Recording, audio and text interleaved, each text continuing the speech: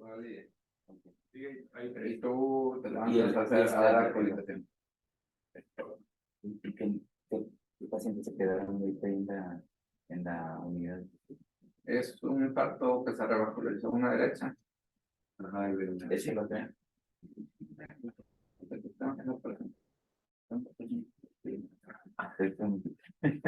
Buenos días, doctor. ¿Ya podemos empezar? Doctor Bernardo o doctor Lalo.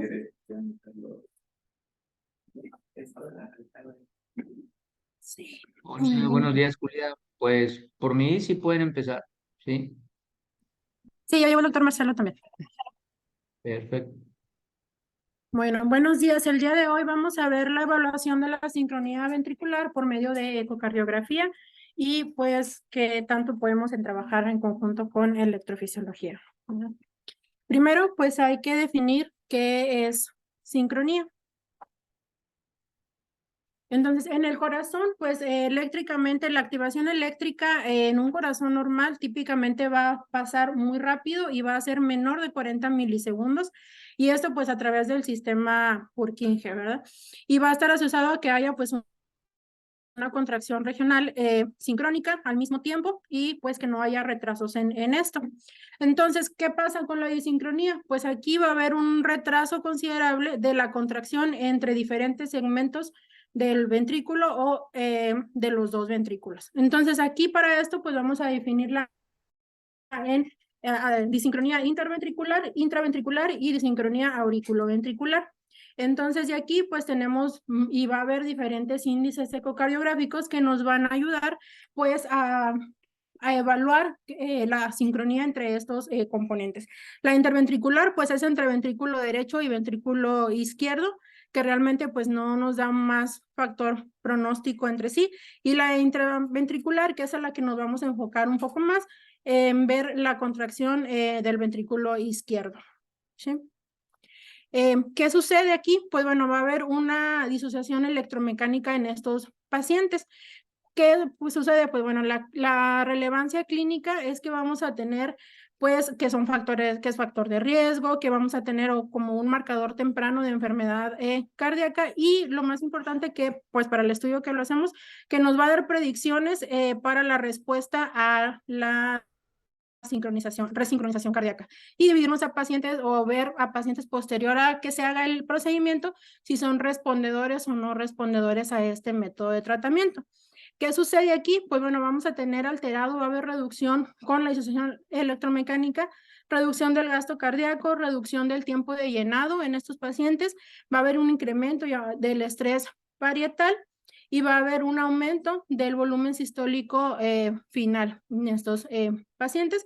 Y pues como estos pacientes, la mayoría son pacientes que están en falla, están dilatados, estos pacientes van a tener insuficiencia mitral secundaria y pues también en esto tenemos que realizar una evaluación. Aquí puede haber pues ya la insuficiencia mitral que ya está y puede haber mayor deterioro con la disincronía que tienen estos pacientes y pueden llegar hasta tener insuficiencia mitral diastólica, que ahorita lo vamos a ver por en el ciclo cardíaco, ahorita se los voy a enseñar.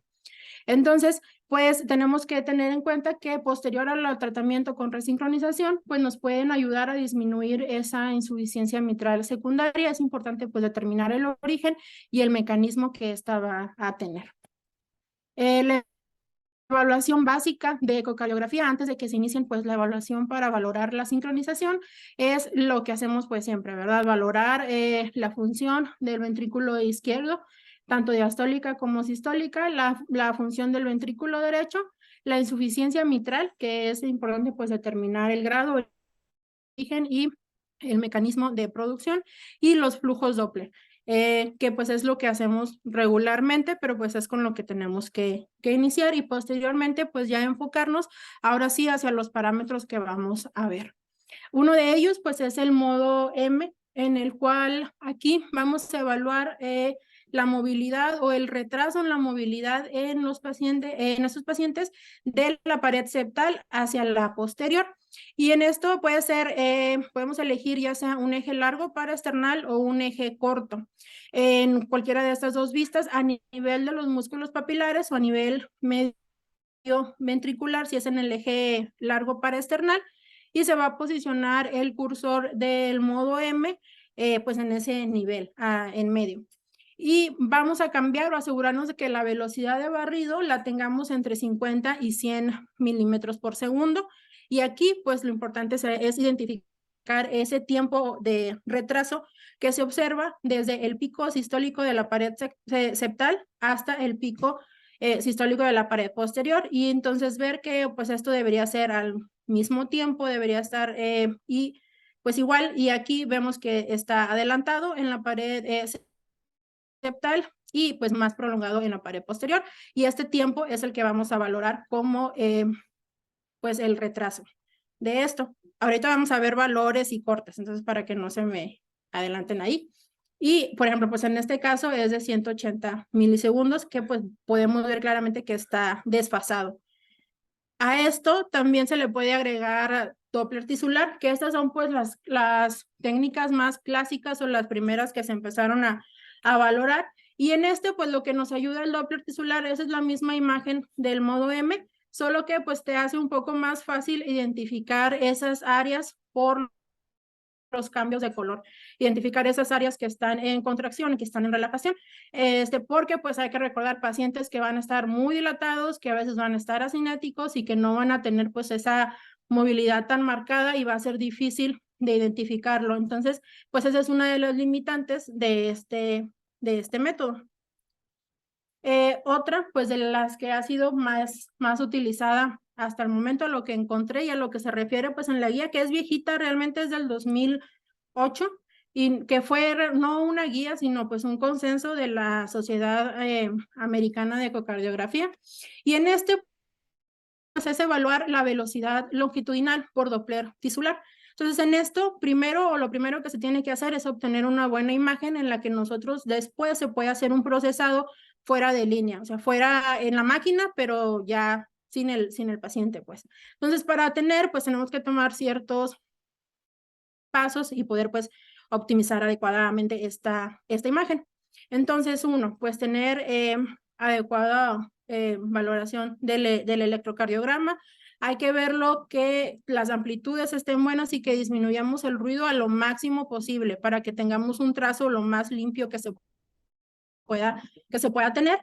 Y aquí pues optimizar la imagen en 2D. Entonces tenemos que centrar lo que nosotros queremos ver. En este caso lo que vamos a evaluar pues es el ventrículo izquierdo y tenerlo lo más central y lo más vertical que se pueda incluir. Después de esto, pues vamos a hacer reducciones en el sector en la anchura de las y en la profundidad para que así pues podamos aumentar nuestros cuadros por segundo. Entonces es muy importante que para esta técnica tengamos más de 90 cuadros por segundo para que pueda ser pues algo fidedigno, o sea, que se pueda realmente procesar.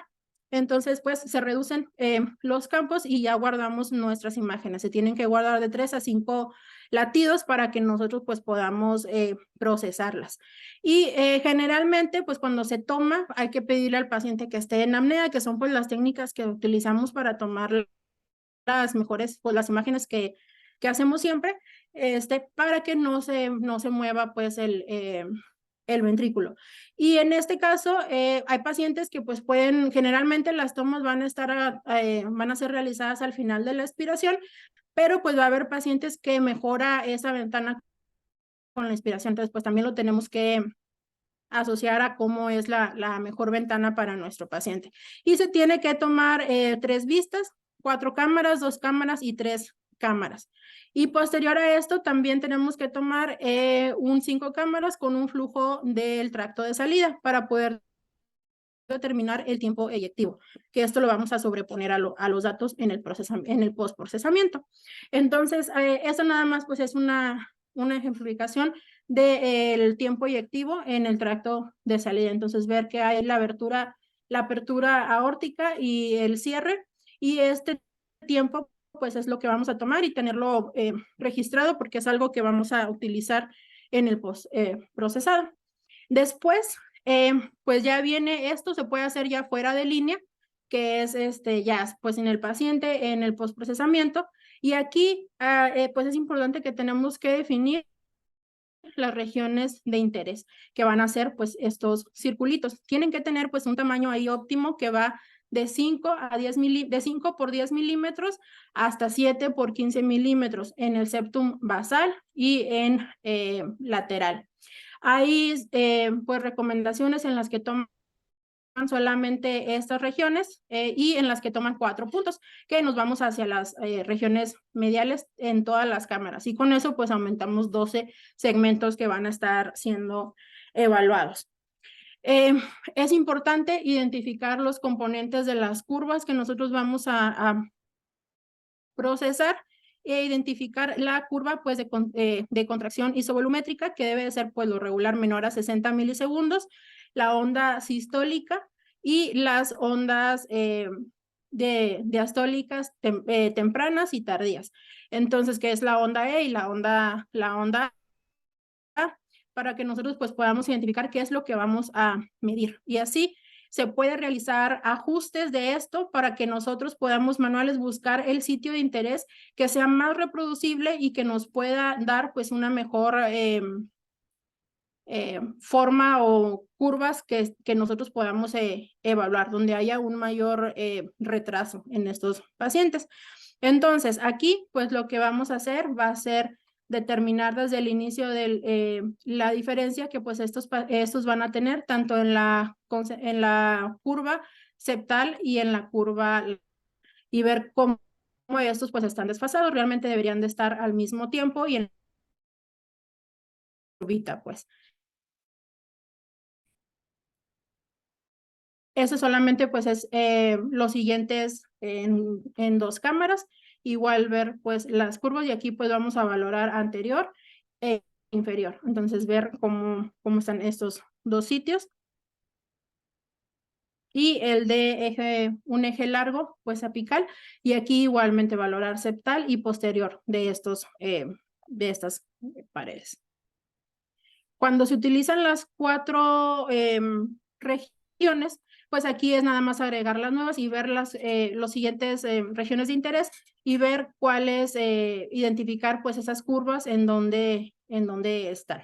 Sí, nada más les puse pues una imagen que hacen el de 4 cámaras, pero pues tenemos más curvas y es realmente después de que se hagan las mediciones entre cada una de ellas va a ir promediando, ¿verdad?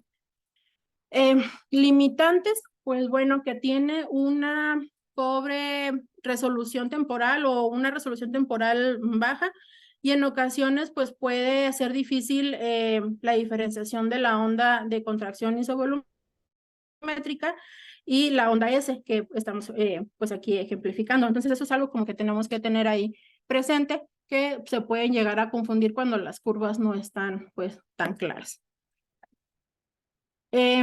También utilizando el Doppler tisular, se hace pues una imagen por sincronización tisular que se codifica con color. Y aquí lo que se va a ver, pues en esta escala de colores, vamos a ver áreas que van a tener un mayor retraso, que van a estar pues con una tonalidad amarilla a naranja, y las que de plano no tienen como una tonalidad roja, y las que tienen una movilidad de la pared pues temprana, que son las regiones en color verde. Esto pues se hace en tiempo real y estamos viendo cómo va esa activación a lo largo de lo que nosotros estamos pues capturando.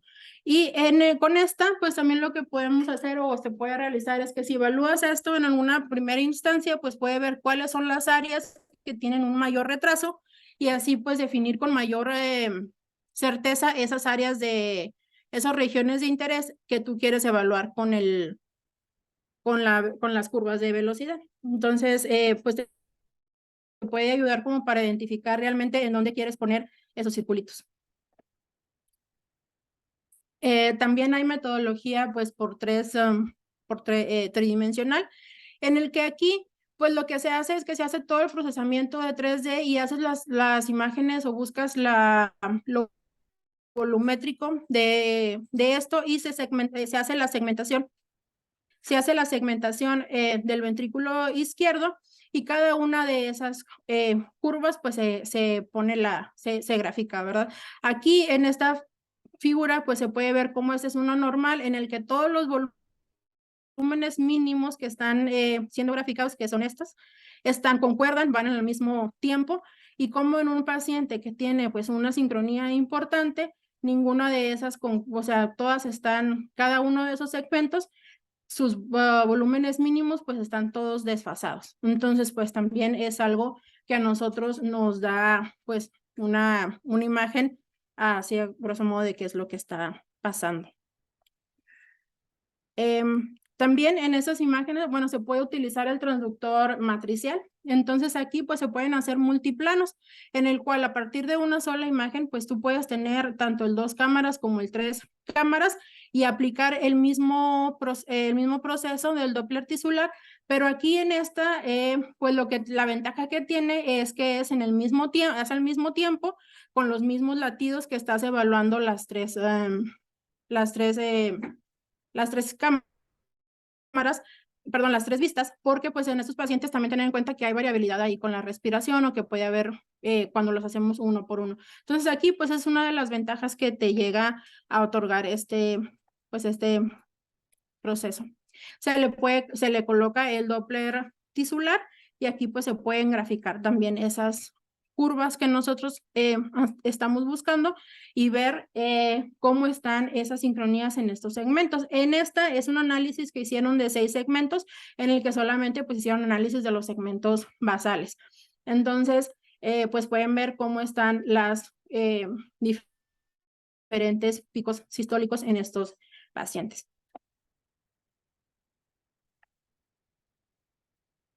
También utilizando Doppler tisular más el pulsado, aquí pues podemos definir ciertos índices que nosotros pues vamos a evaluar. Entonces aquí nosotros al momento de que hacemos esto, en vez de ponerlo pues en el anillo como estamos haciendo para evaluar la movilidad del anillo mitral, pues esto lo ponemos en el miocardio y vamos a graficar y vamos a ver esas ondas. Vamos a determinar desde el inicio del QRS hasta la onda S, que es en el septum, y en la lateral igualmente, desde el inicio del QRS hasta el septum y ver si esto pues está desfasado. Aquí pueden ver que acá es de 20 milisegundos y en esto es de 55. Cuando está más de 40, pues eso ya nos habla de que hay disincronía entre estas dos paredes.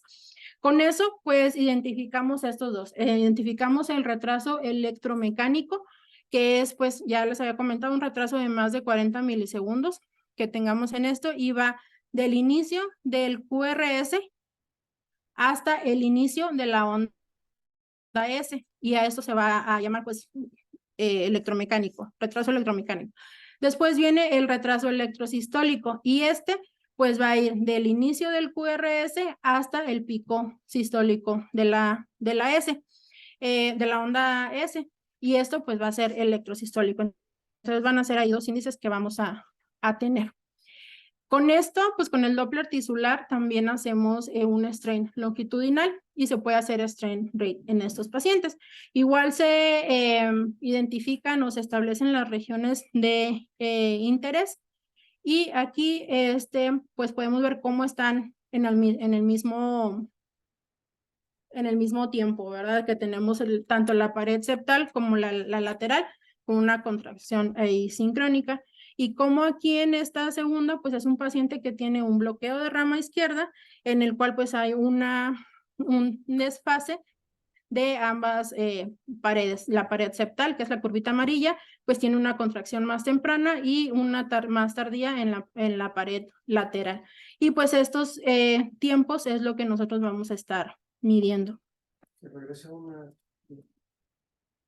75 frames per second. Así no está óptima, debe ser más de 90. A veces tienes que limitarte a una sola pared para cerrar lo suficiente el sector. Y luego hacerlo para hacer los 90. Así. ¿Y esos circuitos cómo los seleccionamos en la máquina? Son tus regiones de interés. Ahorita lo Volumen, ¿cómo volumen más? Sí, ahorita no se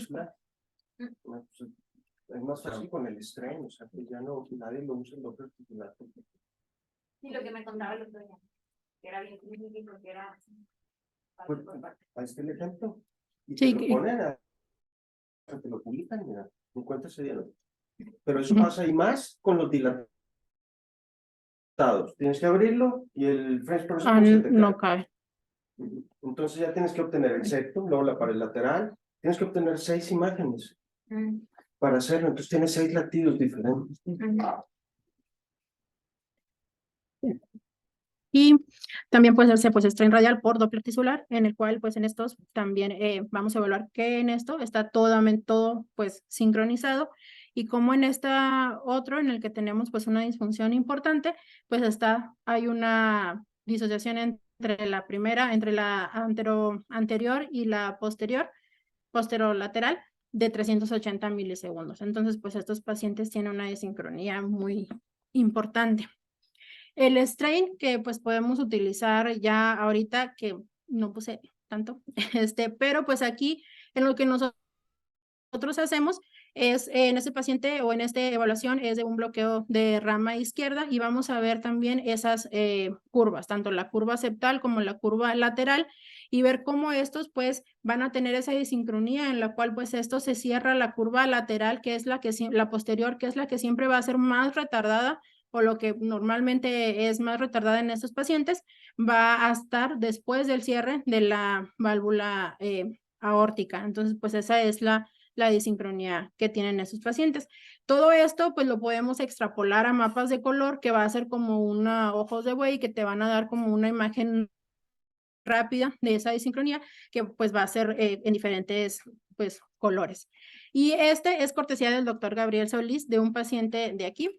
Y este es también es un strain en estos pacientes, en el cual, como pueden ver, que es la curva pues muy similar al ejemplo, en el que viene la curva septal y la curva, la curva lateral posterior y la curva septal, y como estas pues está después del cierre de la válvula aórtica, y pues normalmente debería estar anterior, ¿verdad? Entonces pues esto es lo que es lo más nuevo, y pues como que lo más fácil que nosotros podemos evaluar cuando les hacemos pues strain a nuestros pacientes, y más pues si cumplen los criterios cuando los están buscando pues para un strain para un paciente para un resincro. Y bueno, aquí este es un acercamiento de esas curvas. Entonces, pues generalmente las que podemos hablar, o esta es la evaluación de 2 sitios. Hay evaluaciones que son rápidas de 2 sitios, en el que ves pues la pared septal y la lateral, o evaluaciones en las que vas a ver 4, que vas a ver anterior e inferior, que son pues como más los métodos más ahí rápidos que podemos tener. Y para pues la evaluación de la sincronación ahí interventricular, pues en estos pacientes hay que verle el tiempo, el retraso que tiene del inicio del QRS al tiempo eyectivo, tanto en el flujo del tracto de salida del ventrículo izquierdo y del ventrículo derecho, y pues ver si estos están desfasados. Realmente esto es para ver pues ventrículo derecho y ventrículo izquierdo, pero pues a lo largo no nos dan un pronóstico para ver estos pacientes que están con resincros, y van a tener pues una mejor respuesta. Realmente lo que utiliza o lo que se utiliza más pues es lo intraventricular. Y lo importante pues de todas estas técnicas es que todas pues van a evaluar diferentes partes de la sístole. Entonces pues van a ser como complementarias, nos van a dar información pues estudiando todas estas fases, como pues las velocidades tisulares, el strain y pues el flujo aórtico. Entonces como aquí pues esto va a estar la contracción longitudinal retrasada, y los índices que ya les había comentado, pues los electromecánicos y los electrosistólicos. Entonces, pues van a ser diferentes ahí fases que nosotros podemos evaluar con todas estas técnicas, ahí pues complementándose. Y ¿qué pues son las sensibilidades y especificidades de estas? Como pueden ver, bueno, pues el modo M tiene una sensibilidad alta, pero con una especificidad ahí bajita. La medida que vamos a tener es que si estos pacientes son más de 130 milisegundos, en el Doppler tisular pulsado es si los retrasos interventriculares pues van a ser más de 102 milisegundos, perdón, y pues esto nos dice que si esto está, pues va a ser un paciente que a lo mejor va a responder y va a mejorar ahí el remodelado reverso y vamos a disminuir ciertas, va a incrementar ahí un poco la FEBI. También, pues, el Doppler tisular con color y el strain, o sea, cuántos pues tienen estos, sí tienen unas sensibilidades pues altas, pero pues no tienen tantas especificidades. Y en cuanto a la técnica, los niveles pues de corte que nosotros tenemos y ventajas y desventajas de estas, es que para evaluar la disincronía longitudinal e interventricular, cuando utilizamos el retraso de paredes opuestas en dos sitios, que es pues lo que más se utiliza, ver que estos pacientes pues debe ser menor de 50 a lo normal y ya tenemos un valor para nosotros decir que hay disincronía mayor a 65. Cuando es en los 12 sitios, como les digo, cuando se hacen los 4 regiones en cada una de las vistas, pues aquí todo esto ya sumado y promediado pues va a ser mayor o igual a 100 milisegundos para decir que ese corte nos va a dar disincronía. También hay un índice que es el índice de Yu, en el cual hacen también eso de los 12 segmentos, pero con desviaciones estándar, y más de 33, más o igual a 33, pues ya se considera ahí disincrónico. Y si tenemos en la contracción longitudinal retrasada, que es por lo de strain, aquí pues no hay tampoco ahí como que valores tan normales, pero pues podemos nosotros ver que no están en el mismo pues nivel. Cuando utilizamos la disincronía evaluación radial, también intraventricular, pues aquí vamos a ver cuando utilizamos pues el modo M, que es de la pared septal a la pared posterior, y aquí va a ser más o igual a más a 130 milisegundos. Y pues este es el que está rápido de realizar, pero no tiene como que técnicas avanzadas que tengamos que utilizar, pero pues tiene dificultades con las movilidades, que es lo que ya les había comentado en sus limitantes. Cuando se utiliza pues strain radial es igual, va a ser más o mayor o igual a 130 milisegundos. Y en lo interventricular aquí pues va a ser mayor o igual a 40 milisegundos. En esto pues es lo de la activación del ventrículo derecho y la activación del ventrículo izquierdo. Y pues, ¿para qué nos sirven pues todo esto? Realmente a nosotros lo que les podemos pues complementar con electrofisiología va a ser la optimización del intervalo AB. Entonces aquí en estos pacientes pues permite que, o lo que andamos buscando es que haya una contracción auricular antes pues y que un cierre de la válvula mitral al final pues de la onda E, y que esto no sobrepase más allá o no se extienda hacia la sístole y que no tengamos ahí pues problemas tanto cuando es prematuro, cuando es tardío. Entonces aquí tenemos que va a haber un retraso en la AB óptimo, en el cual pues tenemos el término de la onda A, es cuando pues se cierra la válvula mitral y vamos a empezar con la contracción, ¿verdad? La contracción isovolumétrica y la sístole como tal. Entonces, cuando tenemos un AB muy prolongado, pues esto lo que va a hacer es que se fusionen las ondas E y la onda A. Y cuando tenemos un periodo muy corto, pues la onda A se va a truncar o se va a terminar el inicio de la sístole, el inicio de cuando inicia va a terminar rápidamente esa onda y no va a permitir que haya una contracción adecuada y un llenado adecuado en estos pacientes. Pues hay que recordar que esto nosotros lo vamos a evaluar con los pacientes que ya tienen una terapia de resincronización. Entonces, para que podamos dar o ajustar tanto ellos haciendo los cambios en al movilizar la estimulación y nosotros viendo en ecocardiografía cuál es, o buscar pues ese intervalo que sea el más óptimo para ese paciente para que realmente ayude con el remodelado reverso y que ayude y que mejore la funcionalidad de estos pacientes. Hay pues un screening rápido que podemos evaluar en el que decimos que pues hay uno óptimo que está satisfactorio ese retraso AB y nosotros decimos, pues está bien, no tenemos como que buscarle un poquito más. es que si tú al momento que ves el flujo transmitral, ves que la onda E y la onda A van a estar separadas, pues bueno, eso significa que están bien, ¿verdad? Y que las puedes ver con una adecuada terminación de la onda A después de que del inicio del QRS, o que puedes ver el cierre de la válvula mitral al final de la onda A. Y cuando pues necesita, o tú al ver estas imágenes, ver que hay que hacerle optimización a ese paciente.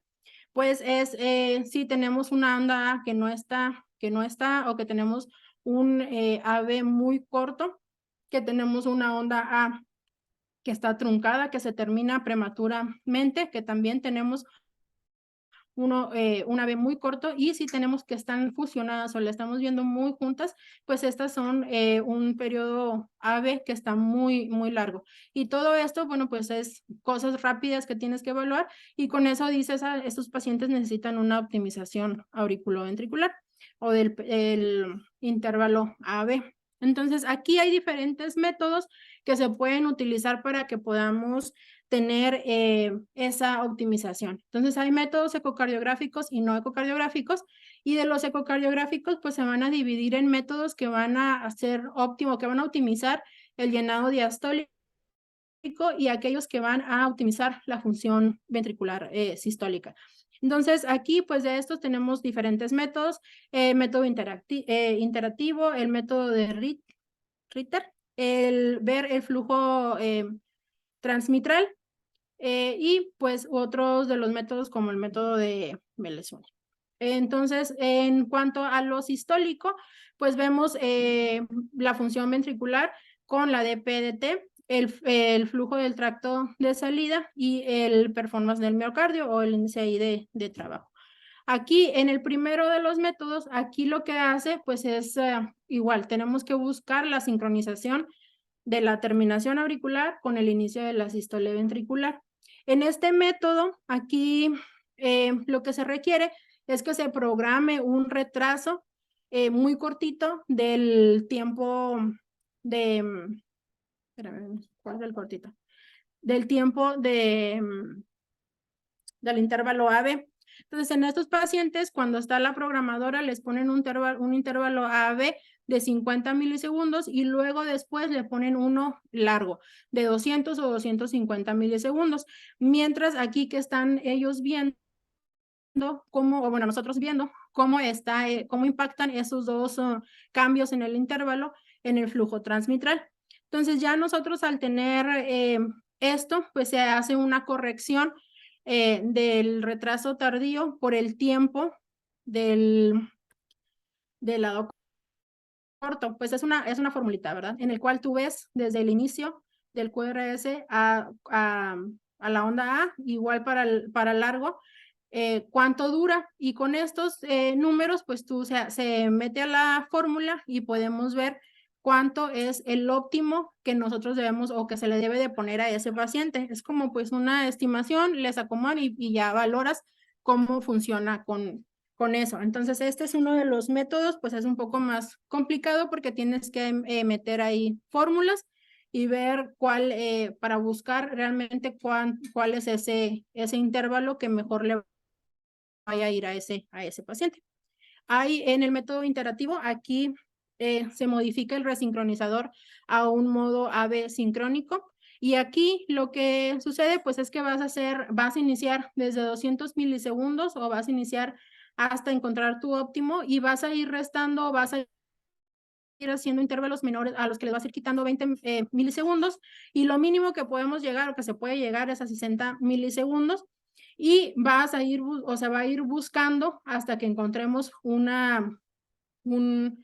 intervalo adecuado. ¿Y qué es lo que tenemos que buscar? Pues que haya un retraso de 40 a 60, que la onda termine de 40 a 60 milisegundos antes del inicio del QRS.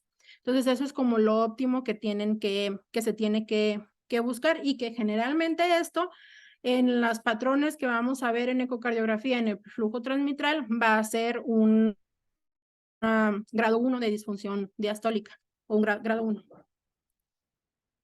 En el flujo transmitral, aquí igual se hacen pues diferentes intervalos y vas a graficar o vas a realizar trazado de ese flujo, y el que tenga un mayor ITB, pues va a ser el que tenga un flujo, que va a ser pues el intervalo más óptimo. Entonces esto pues es también de probar desde los intervalos altos hasta los bajos y ver cuál es el que mayor favorece o que te da una mayor ITB, y ese pues sería el óptimo para ese paciente. Son cosas que a lo mejor pues ya todas en conjunto no se usan tanto y que se prefieren los otros métodos. Para la evaluación igual de la función sistólica en estos pacientes, aquí pues en estos pacientes tenemos que tener, como ya les había comentado Melina anteriormente, para hacer de PDT tenemos que tener una insuficiencia pues mitral en el que podamos graficar ese flujo de regurgitación. Y aquí pues también lo que va a irse hacia que sea el intervalo AB más óptimo en esos pacientes es el que tenga una DPDT mayor. La mayor que tengamos con ese intervalo AB pues es lo que vamos a utilizar para ese paciente, para su ajuste. Entonces todos estos pues son diferentes métodos que se hacen para buscar esa sincronización mayor y que tengamos una mejor respuesta en estos pacientes. También se hace flujo del tracto de salida del ventrículo izquierdo. Igualmente aquí al graficarse, pues en estos pacientes vamos a ver o se va a extrapolar el flujo, el volumen sistólico, el volumen latido y el gasto cardíaco en estos pacientes, como en las demás fórmulas que hacemos para los cálculos en las válvulas de los flujos, pues se determina el área transversal del tracto de salida y con eso pues hacemos los cálculos de hemodinámicos de estos pacientes. Igual cuando tenemos el que te va a dar mayor volumen latido y el mayor gasto cardíaco, pues es el que vamos a preferir en ese intervalo.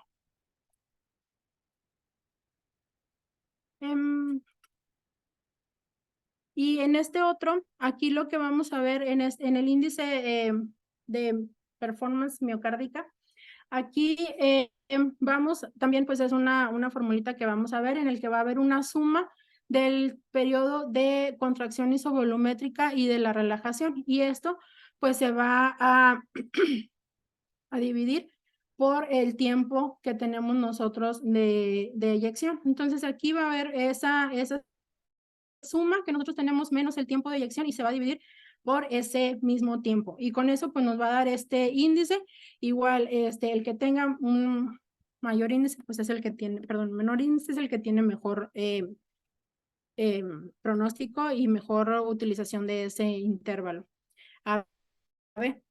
Y para la optimización de los ventrículos ventriculares, aquí pues va a haber el retraso, como les comento, del ventrículo izquierdo y el ventrículo derecho.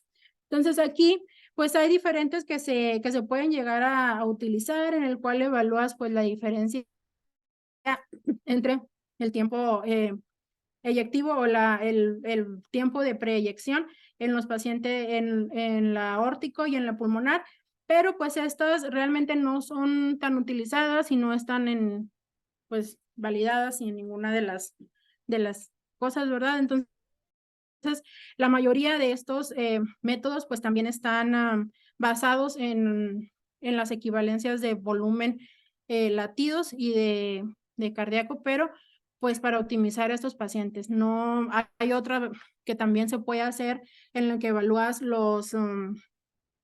el flujo, el BTI de la válvula aórtica, y pues también el que te dé un mayor flujo, pues es los intervalos que vas a tratar de hacer cuando se hace ajustar el marcapaso de ambas cámaras. Pero a la larga pues no te predispone, no te da un pronóstico para que esos pacientes sean respondedores o no. Como les había comentado, lo que más para dividirlos pues es que sean en los parámetros ahí intraventriculares, que son lo que te va a ayudar. Esto no me acuerdo qué era. Bueno, era lo mismo del Doppler tisular para las cuestiones ventriculares, pero pues que no nos daba. La verdad no me acuerdo. ahorita lo reviso. Y un algoritmo, pues, que te va a dar a un paciente después de que le hacen le implantan un resincronizador, pues aquí hay que ver la optimización, principalmente, pues, auriculoventricular y ventriculares. Y se hace un seguimiento después de esto a los 3 meses, en el cual aquí, pues, si estos pacientes no tienen una mejoría en esos 3 meses de su clase funcional, pues hay que hacer, si no la tienen, nos vamos a este ladito. Se tiene que repetir esa optimización auriculoventricular del intervalo AB y de los intervalos ventriculares. Si eso no, o sea, si esto sí tiene, si mejoró su clase funcional, pues se va a un seguimiento cada 6 meses, a 6 meses y vemos si hay una reducción menor del 15%. Esto lo definen como que hay un remodelado reverso si tiene una reducción del volumen al final de la sístole mayor o igual a 15. Entonces, si no logramos tener eso, pues bueno, esos pacientes se tiene que repetir nuevamente esa optimización de los intervalos y un seguimiento pues a los siguientes. Si no, si sí lo tenemos, pues el seguimiento es ya a los 12 meses y ver que haya ese remodelado realmente reverso y clínico pues en estos pacientes. Y ya si no, a pesar de que se le hizo todas estas optimizaciones, ese paciente no mejoró, pues ya ese paciente se va a catalogar como un paciente no respondedor. Si sí, y todo al final de ese año mejora y ha ido mejorando, pues ya ese se le puede pasar a sus revisiones cada 6 meses, que pues nosotros lo vamos a ir viendo tanto electrofisiología como ecocardiografía y en ver que esa sincronía se mantenga en estos pacientes. No sé. No sé si tengan alguna duda. El strain radial no puede tener fácil con Doppler tisular. O sea, nada más obtienes el strain del septum y de la parte posterior. Entonces no lo puedes obtener porque no te da el ángulo. Por eso el speckle tracking ya se empezó a utilizar más el strain radial. Nosotros no tenemos el precio para circunferencial, ¿verdad? Solo longitudinal. Sí, yo no he visto el circunferencial. Sí. Acá. Es en el... ¿Sí?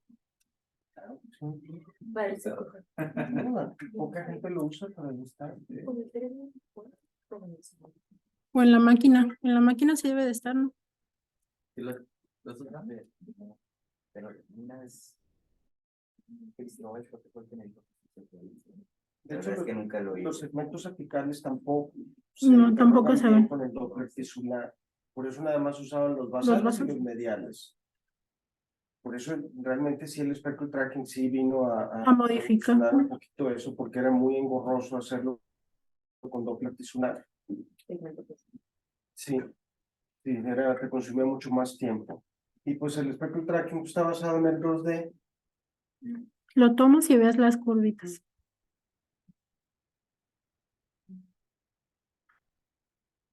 ¿Alguna otra duda?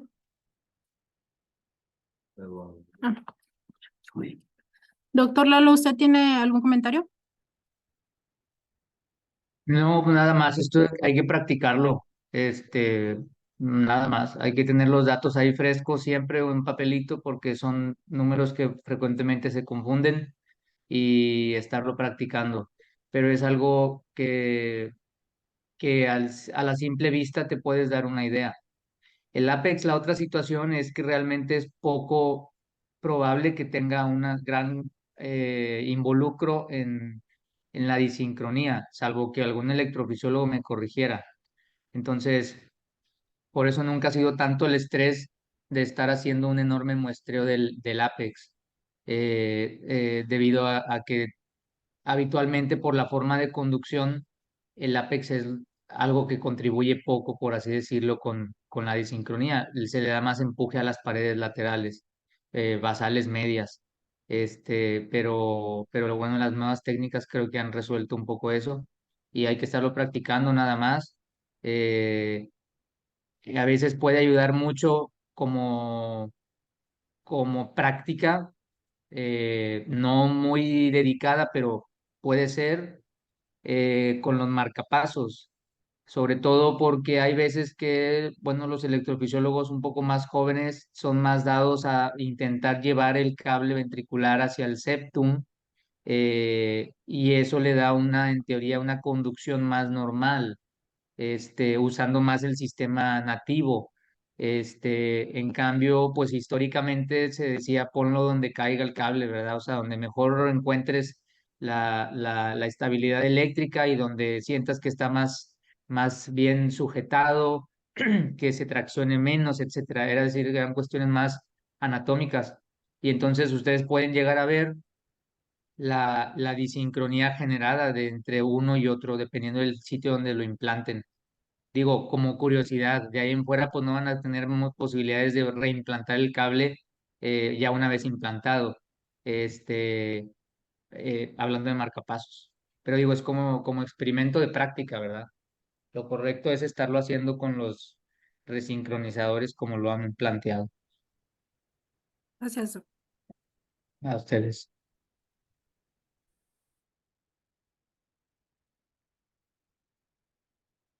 ¿Ya? Y si es muy frecuente que nos manden. Pues es que depende del hospital en donde estén. Yo quisiera comentar, esto es bien poco frecuente que te lo manden. O sea, yo creo que hago uno al año, uno al semestre. Digo, a menos de que tengas un electrofisiólogo que te referencie resincronizadores, que incluso ellos, no sé si hagan tanta resincronización aquí en la ciudad. Pero como dice Lalo, practíquenlo mucho, porque yo los pocos que he hecho, sí tengo que ir al libro o a mis apuntes para mandar todos los parámetros reales. Por ahí Bernardo hizo recientemente una revisión de todos estos artículos y todos estos parámetros, como me gustó mucho en un congreso que dio. Pero pues sí, es algo bien complejo, todos los parámetros que marca ahí. Pero estuvo muy bien la clase. Gracias. Pues es eso. O sea, si estás en un lugar donde no seas, obviamente nadie te lo va a pedir, ni te lo va a ocurrir, ¿no?